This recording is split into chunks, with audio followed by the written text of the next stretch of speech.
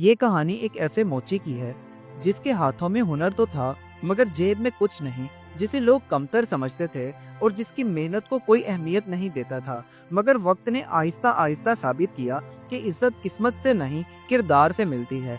आखिर उस मोची ने ऐसा क्या काम किया जिससे उसकी किस्मत बदलना शुरू हुई? ये वजह जानने के लिए कहानी को मुकम्मल देखें।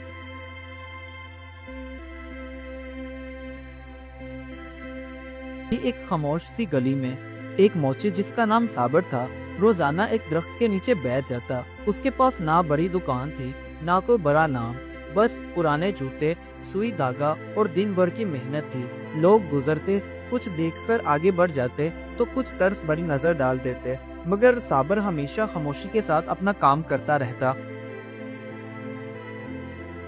साबर के गांव के अक्सर लोग उसे अहमियत नहीं देते थे। कुछ कहते ये तो बस मोची है, तो कुछ हंसते और उसका मजाक उड़ाते, मगर कभी किसी ने ये ना सोचा कि यही हाथ किसी के पाँव की हिफाजत करते हैं। साबर मोची का घर मिट्टी का बना हुआ छोटा सा था।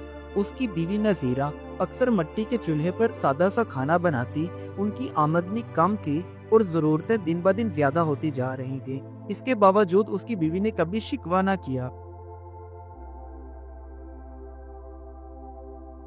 साबर अक्सर दिन भर काम करने के बाद घर आकर खाना खाता और उसके बाद अपने छोटे बेटे बिलाल को अपने पास बिठाकर धीरे धीरे काम सिखाता, क्योंकि वो कहता था, बेटा, काम कोई भी हो, अगर दिल से किया जाए तो वो इज्जत बन जाता है। एक दिन गांव के कुछ बाअसर लोग साबर को काम करता हुआ देखकर उसके पास से गुजरे और हंसते हुए कहने लगे, तुम मोची हो, सारी उम्र यही करते रहोगे। मगर साबर ने ये सुनने के बाद भी अपने हाथ ना रुके और काम करता रहा। अक्सर रात के वक्त जब पूरा गांव सो जाता तो साबर चिराग की रोशनी में अपना काम मुकम्मल करता। आंखें बोझल हो जाती, उंगलियां थक जाती, मगर वो जानता था कि मेहनत का कोई दिन ज़ाया नहीं जाता। एक दिन दूसरे गांव का कोई मुसाफिर साबर के गांव किसी काम से आया और उसने अपना जूता मरम्मत करवाया। तभी जाते हुए हैरानी के साथ कहने लगा, तुम्हारा काम बहुत अच्छा है, ऐसा साफ सुथरा काम मैंने कम ही देखा है। साबर के अपने गांव के लोग तो उसे ज्यादातर काम नहीं करवाते थे, मगर वक्त गुजरने के साथ साथ आहिस्ता आहिस्ता दूर दराज गाँव के लोग उसके पास आने लगे। किसी को जूता सिलवाना था तो किसी को मरम्मत करवानी थी। इसी तरह साबर का काम अब पहचान बनने लगा। एक दिन साबर ने अपना काम खत्म किया और जब सारे दिन की उसने कमाई निकाल कर गिनी तो उस दिन की कमाई दूसरे दिनों की निस्बत ज्यादा थी। तब वो बहुत खुश हुआ और अल्लाह ताला का शुक्र अदा करने लगा। बस फिर वो उस दिन की कमाई लेकर गांव के एक बड़े बाजार में गया और वहां जाकर उसने जूता सिलाई करने वाले नए औजार खरीदे।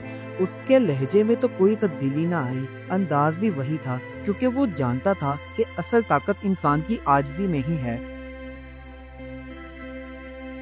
धीरे धीरे साबर के घर में सुकून आने लगा।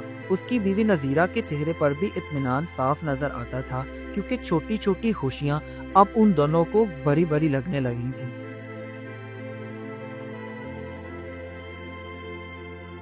अब साबर के गांव के लोग जो कल तक उसका मजाक उड़ाते थे आज उसे सलाम करने लगे और इज्जत के साथ पेश आते, क्योंकि वक्त ने खामोशी के साथ सबका हिसाब बराबर जो कर दिया था।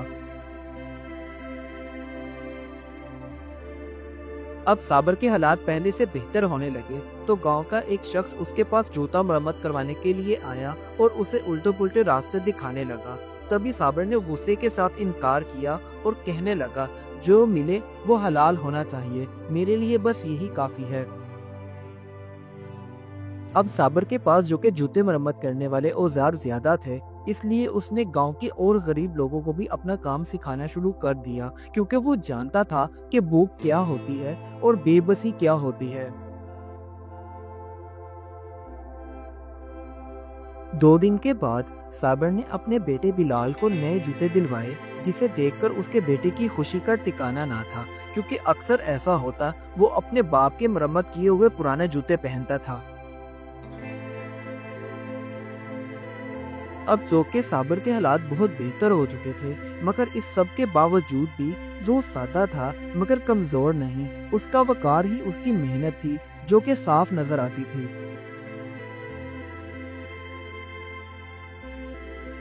2 سال کی لگاتار محنت کرنے کے بعد آخرکار صابر نے اسی گاؤں میں اپنے لیے ایک جوتوں کی نئی دکان کھولی، جسے دیکھ کر گاؤں کے بڑے بزرگوں نے بھی کہا، واقعی بھائی مان لیا، جس نے صبر کیا اسی نے پایا، کیونکہ کام کوئی بھی چھوٹا بڑا نہیں ہوتا۔ اب صابر موچی کی قسمت بدل چکی تھی، مگر اس کا دل وہی سادہ تھا، اور یہی اس کی سب سے بڑی کامیابی تھی۔ اس کہانی سے ہمیں یہ سبق ملتا ہے، محنت، صبر اور ایمانداری وہ طاقت ہے جو انسان کو بلندی تک خاموشی سے لے جاتی ہے، مگر اگر محنت اور صبر سے کام نہ لیا جائے تو یہی انسان کی بربادی کا سبب بنتی ہے۔ Do like my videos and don't forget to subscribe my YouTube channel. Also press the bell icon.